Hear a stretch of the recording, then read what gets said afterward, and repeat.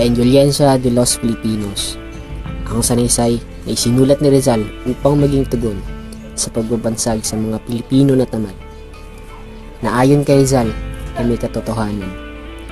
Ang mga dahilan at sanhi kung bakit ang mga Pilipino ay tamad. Mainit na klima ng Pilipinas, pagsakop ng Kastila, Ngayong mga Indio kayo, mananatili kayong mahirap. kasakiman at pagmamalabis, Ito na po ang kinita namin ngayong araw. pagsusugal, Sandaan pa? at masamang sistema ng edukasyon. Anak, nanin mo na ba yung mga paninda natin buko? Papa Itay, naipong ko na po. Nailagay ko na po sa akin. Maaari mo ba ako samahan doon? Ihatid sa palengke? Papa Itay, halina na po.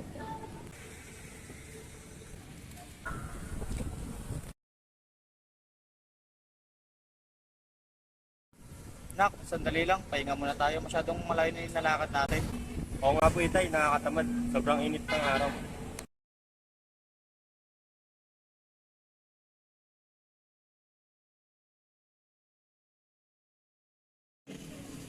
Bunyeta, tinan mo itong mga Indyong to. Magsitayo nga kayo dyan. Gawin niyo yung mga trabaho nyo. Sensya na ho, kami ko ay alis na. Grabe init ng panahon tol, no? Sana wala pasok ngayon. On the way pa naman tayo sa school. Malay mo biglang may suspend.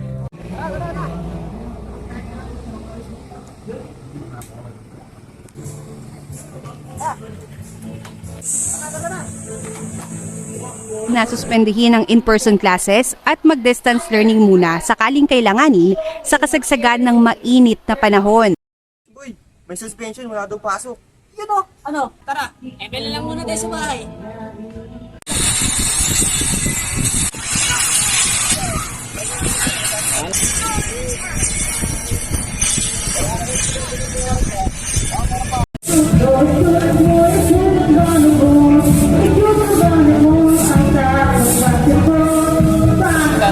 Kwenta pa sa loob, Gino.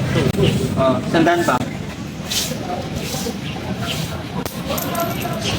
Lise! Lise!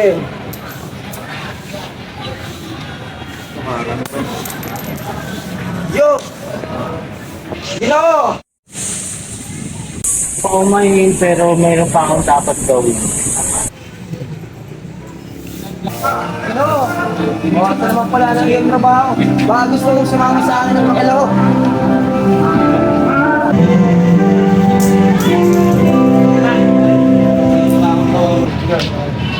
Meron akong bagong kasamang nais makilahok at makisali sa ating pagdilibang. Ganda yan, para mas marami tayo.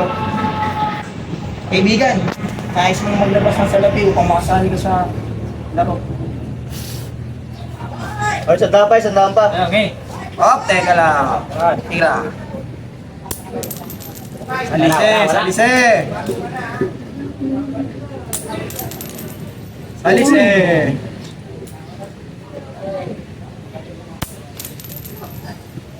Panalo ka, kaibigan! Talo ka, kaibigan. Kaibigan, ito ang premyo na mo. Lahat ng ito ay matatanggap mo ng ganong kadali.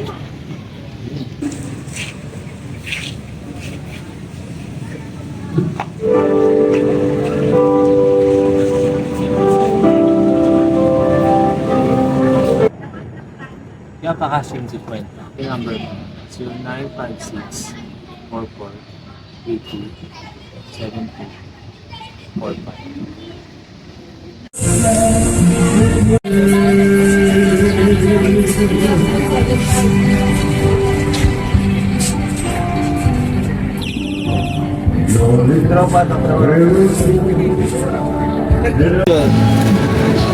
Kaya pakasyon Yan ang number. Ito po. Sige, bilangin ko lang. 1, 2, 3, 4. Diba? Ito na po ang kinita namin ngayong araw.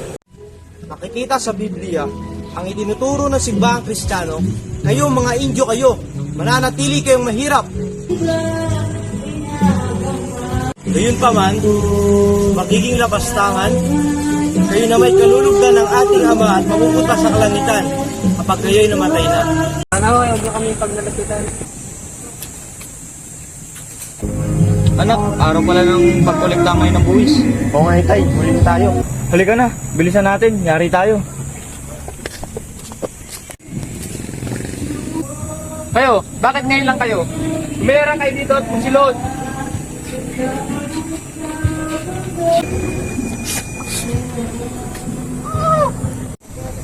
Asan ang inyong mga buwis? Wala po kaming kinita ngayong araw. Sapat lang po ito para sa akin. Nakakaintay kami. Pagpauman ninyo, pauwa po kayo sa amin. Wala akong pakialam.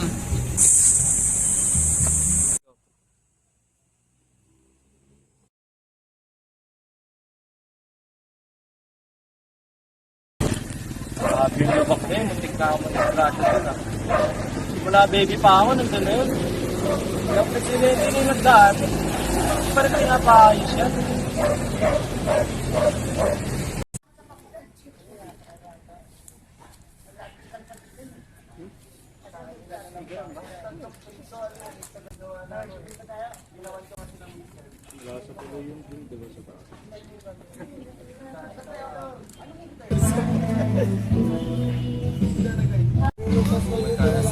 Sana ako nagtatrabaho sa murang gano'n.